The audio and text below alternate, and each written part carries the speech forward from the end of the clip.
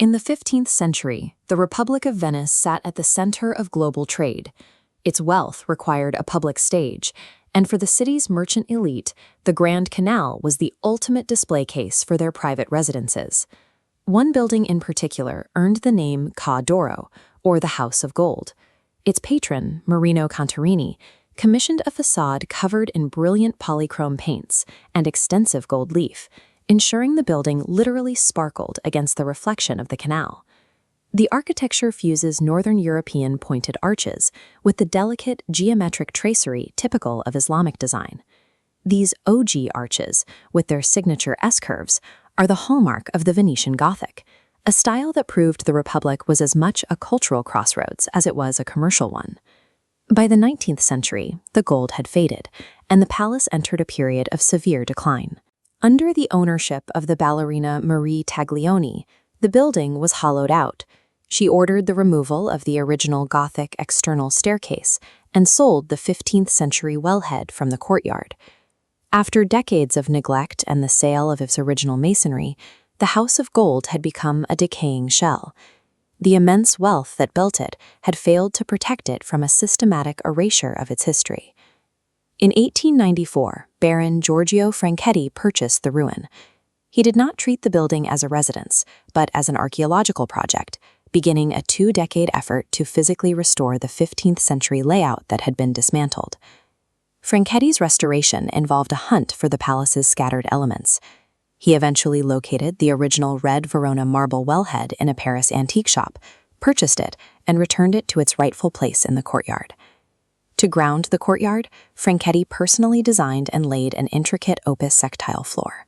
He used ancient marble to create mosaics that echoed the floors of early Christian basilicas, turning the ground floor into a foundation of sacred geometry. By redeeming the physical structure of the ground floor, Franchetti prepared the palace to serve a new purpose, housing the masterworks of the Italian Renaissance.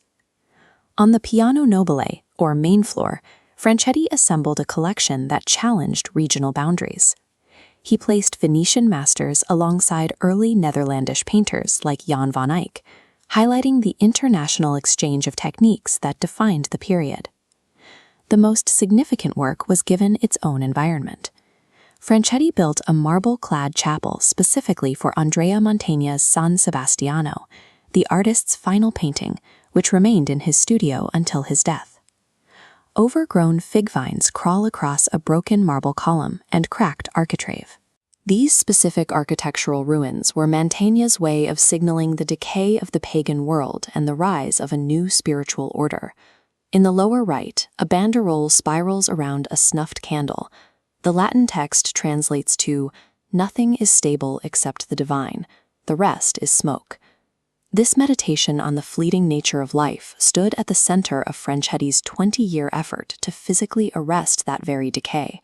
His restoration was a direct attempt to preserve what the painting claimed was smoke. From the chapel, the museum layout leads back to the open loggias. Standing behind the marble tracery, the perspective shifts back to the Grand Canal, bringing the history of the house full circle. In 1916, Franchetti ensured the survival of his work by bequeathing the palace and his entire collection to the Italian state. He spent his final years on the premises, ensuring the museum would open to the public after his death. Today, the Galleria Giorgio Franchetti is not just a gallery, but a center for conservation. Its laboratories continue to stabilize Renaissance bronzes and paintings, maintaining the work that Franchetti began over a century ago. This graphic compares two different Venices. The Republic's economic dominance followed a clear arc of rise and fall, but the timeline of its preserved art follows a different path, extending forward as long as there is an active effort to maintain it. The gold on the facade is gone, but the passion preserved inside the Ca' d'Oro remains. It stands today as Venice's most enduring monument to the human effort required to keep history from becoming smoke.